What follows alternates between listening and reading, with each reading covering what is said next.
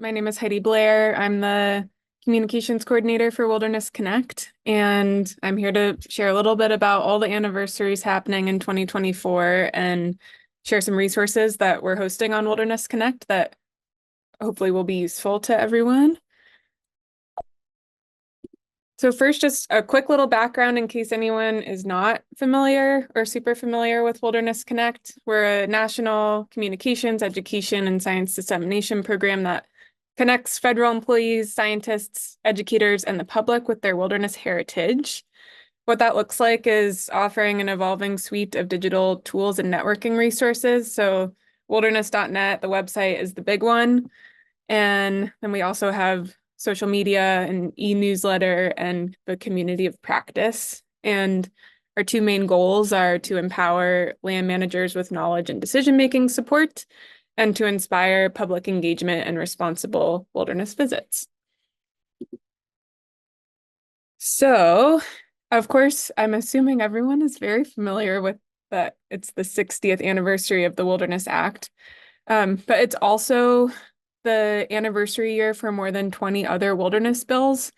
So that includes the California Desert Protection Act of 1994, the Washington State Wilderness Act of 1984, the New Hampshire Wilderness Act of 1984, and many others. The Gila National Forest is also celebrating the centennial of being the first wilderness in America, and Ryan will talk about that after me in more detail. And then we've got the World Wilderness Congress coming up in August. This usually happens every 4 to 5 years, but because it's happening this year, it provides an opportunity for the National Wilderness Preservation System community to commemorate some of these events in that context. So this is just a quick snapshot of the coordination website. I'm going to pull it up on my screen here in a minute and we'll share the link with you all. But I want to highlight a few areas and encourage you to check it out in more detail later. The way that this was produced was through a team of interagency representatives and partners. And so a lot of different voices are represented here, and we tried to come together and provide messaging that was applicable to everyone and areas of focus that we hope people are talking about and thinking about as they celebrate and talk about the anniversaries going on this year. And so one of the kind of big framing ones is that it's not just about celebrating what's happened over the last 60 years, but the next 60, and thinking about how will we strengthen the preservation of wilderness from here and make sure that we stay relevant going into the future. Also, a lot of emphasis on acknowledging the human relationship with nature as an essential component of the term wilderness instead of humans outside of nature. And kind of with that, acknowledging and understanding wilderness as homeland, that these lands were never free of humans, but rather retain their character through the stewardship of those that lived on them. And then also thinking a lot about wilderness is for all and accessibility, that people experience wilderness in different ways, have many different relationships with it. And these are all things that we hope people are highlighting when they're thinking about celebrating the anniversaries this year. On the website, we've kind of intentionally chosen a lot of different photos that represent different elements of wilderness and not just the, pristine looking mountain landscape, but all of the different kinds of ecosystems and people and ways to experience it. There's also some information for people who are maybe less familiar with what wilderness actually means. There's basic definitions. There's also a list of ideas for how to celebrate. This is really a great opportunity for organizations and agencies and anyone, especially on local levels, to draw in new volunteers or take the opportunity to do some outreach to youth or whatever it may be, but lots of ideas on there. And then we also have a list of events, and we're trying to post any events that we know about that are happening anywhere in the country. So if you have one coming up, please pass that on. We'd love to feature it. And I want to encourage you to stay connected throughout the rest of the year. We'll be trying to share stories of what's happening for anniversaries, either upcoming or recognizing what different folks have done through our website and social media and newsletter. Thank you, Dusty, and hope you all will check it out. And I'll pass it over to Ryan. Hello, folks. Thanks, Heidi, for giving us a little bit of the lowdown on other Centennials and for the introduction. So I'll go ahead and start by sharing my screen here. My name is Ryan Merrell. I am the Gila Wilderness Centennial Coordinator, which is Wilderness Party Planner is probably the coolest title I'm going to get in my life. So I am quite happy with that as it stands. I had an interesting pathway to this job.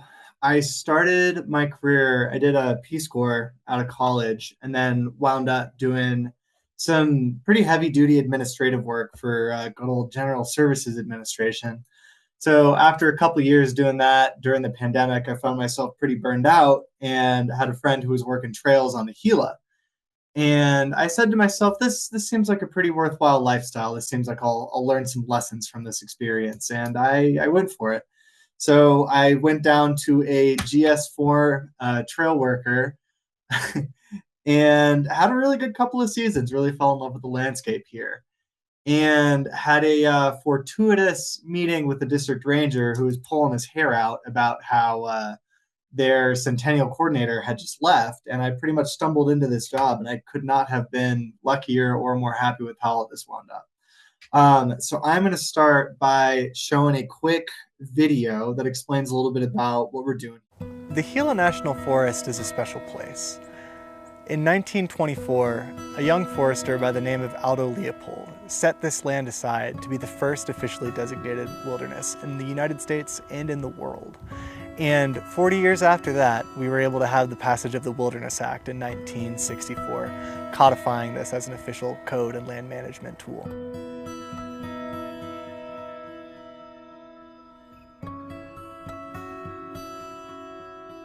There are no roads allowed in wilderness. There are no motors allowed in wilderness, no mechanized travel. It's a place where we can really relax and slow down and escape from the stressors and the pace of the modern world. He was a bit of a radical back in 1924. He was a young forester who had an idea to make land that was specifically to be conserved and specifically for recreation in a time period where those sort of ideas did not exist yet. He's known for waking up at 4 in the morning to watch the different species of birds wake up one by one, identify their different calls, and just drink a coffee with his dog on the porch while the world around him would come to life. And it was those kind of experiences that helped him understand the complexities of the world and the importance in protecting them. And the Gila became the first wilderness because they were planning on putting a road in it, and in a way that would be seen as disruptive to the natural ecosystem and processes that they had there. And he took it upon himself to protect an area where he really cherished as a space of recreation and as a space for wild things to be free. In my mind, Aldo Leopold's vision was to save large tracts of land that weren't adversely affected by man. And I think when managing 500,000 acres of wilderness, we're hanging on to his ideas, you know, and using primitive tools, horses, crosscut saws, you know, packing all the tools that we need. I think that's staying in his vision. What we're marking here is a 100-year anniversary of that dedication to this land and of Leopold deciding that this was a special place and going forward with a radical solution to protect it. Wilderness is very much alive in 2024, 100 years after its initial designation as wilderness. And to the extent possible, that land has not changed. It has been free from human development and interference since its inauguration in 1924. I think in our modern society, we tend to separate ourselves from wild places and experiences, and I think it's really important to kind of look at that from a more holistic perspective. So wilderness is a really special designation, and especially the Gila Wilderness. We're sitting on one of the larger swaths of wilderness in the lower 48 states. And one of Leopold's original visions for what he could use to define this type of land is a space under which you could have a 2-week pack trip without having to experience any sort of human development. To be in a more remote setting with just more rugged terrain and different landscapes is really special, and you just get to see a variety of things while you're out. There is tension within the rules of what wilderness is. We want it to be both undeveloped and untrammeled, and also provide a lovely experience for recreation. We want the public to both be able to access wilderness and also keep it as a space of solitude. A lot of the beauty lies in these contradictions and understanding what it is, and both allowing it to exist for the land and allowing it to exist for the people.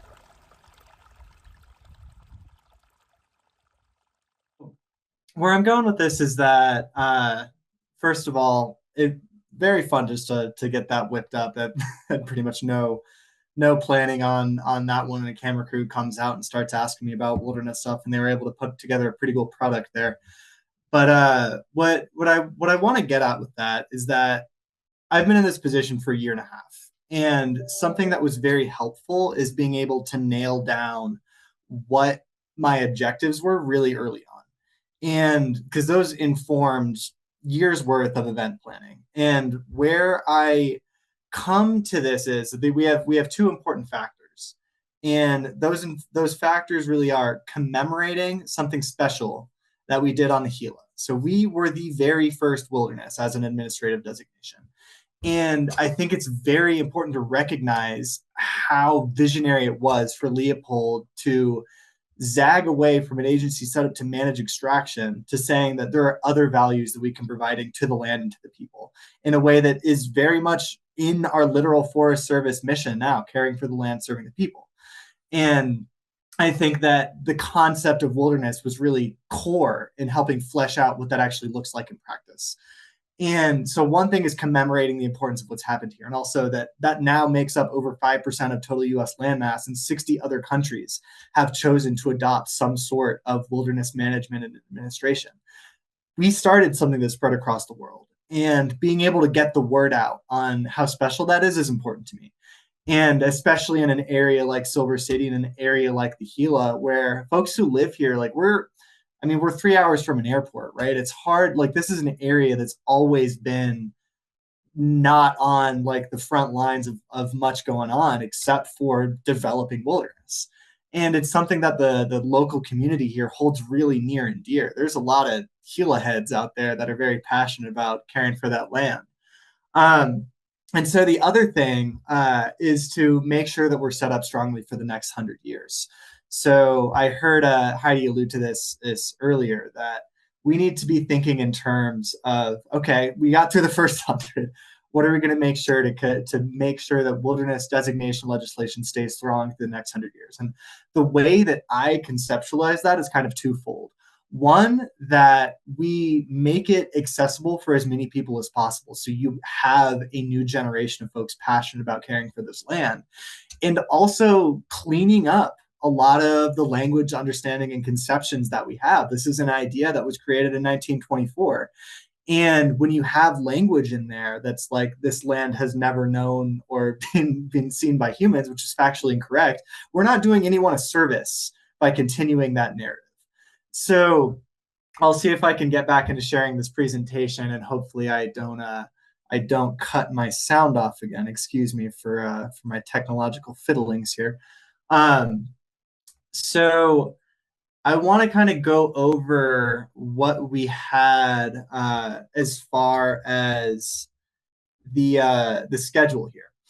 So the way I describe it is that there are really the events on this page are what took up about 90% of my time. And there's about 30 to 40 other events that took up about 10% of my time. And I think that I've learned a lot of lessons in what community engagement from a government agency looks like in the course of doing this. And I think something I've been pretty radicalized on is like, you do not need 100-year anniversary for an excuse to like do a grill out with your community in your most popular trail. Like there's a rec area. There's no preclusion of putting on events like that that limits us to only doing this for centennials or other huge anniversary milestones. Because something that has continually blown me away is the frequency with which community members would approach me and say, "Hey, this is an idea that I'm passionate about doing. Can I have support?" And I'm like, "Sure. What do you need?" And they're like, "I don't know. Let's talk it out." And then after a 30-minute meeting, they're completely self-sufficient. I'd like send 2 more emails over the next month and we're good. Like I've been really, really thoroughly impressed by how much the community members in the surrounding area of the Gila have wanted to be active participants in commemorating this event and also utilizing the Centennial to draw attention to what they have going on in their own worlds. So I'll skip ahead to something not on this calendar to drive that home a little bit. So the week prior to this week, we had an event in a town called Glenwood, actually in a town called Mogollon, which has a permanent inhabitation, like we're talking a few dozen people live in this town. And they wanted to put on an event where they would essentially commemorate and recognize a historic cemetery that they have from miners when it was a boom town in the late 1800s and early 1900s. And the Centennial was a way of them being able to drive up press understanding, taking advantage of people who are in the town anyway, to put on an event that they're working to get this commemorated as a National Historic Site. And I was happy to do it. I was able to give remarks on how it's important just to get the public out there in spaces where they're in contact with the land, and how that's really a core pretext of like what allowed Leopold to be able to institute wilderness as a policy. And just being able to have moments like that to get government and private group connection is really important, whether or not you're doing a centennial. So that's kind of a message I'm really hammering home now, is like, find out the things your community already wants to do, spend 20 minutes and listen to them, and then see what you can get done. So what we have on this calendar is kind of going back to those core tenets I was talking about, right? Informing of the historical specialty of what wilderness is and building us towards a next generation of wilderness conservatorship. So the first 5 events that you see here, Wednesday, Thursday, and Friday, are a speaker series that we put together. Other event planning notes here: putting together a speaker series is freaking hard.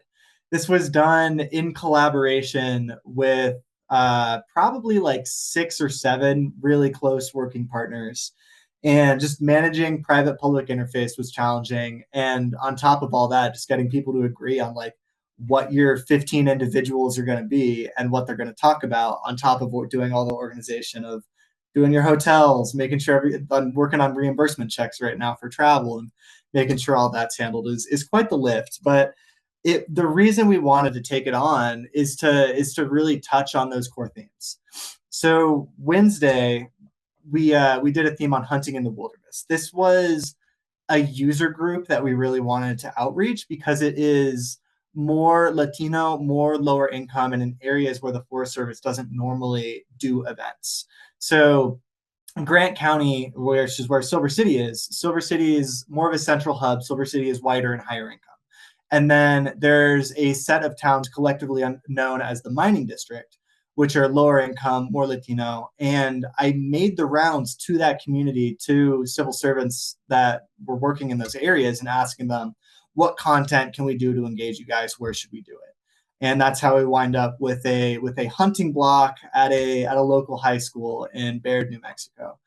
And it is challenging to go upstream. We did not pack that house, but we did put together a really spectacular set of content. Carl Malcolm, out of a Forest Service employee out of Wisconsin, was able to come down and speak and gave a lot of really beautiful points and pros. And we were able to pull in a lot of other folks from the community to speak on these matters in a way that was really eloquent and beautiful.